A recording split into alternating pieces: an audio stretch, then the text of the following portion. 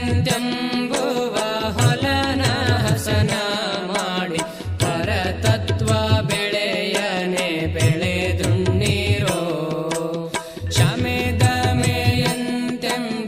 ಎರಡೆತ್ತುಗಳ ಹೂಡಿ ವಿಮಲ ಮಾನಸವನೆ ಗಿಲನೆ ಮಾಡಿ ಮಮಕಾರವೆಂತೆಂಬ ಗರಿಕೆಯ ಕಳೆದಿಟ್ಟು ಸುಮತಿ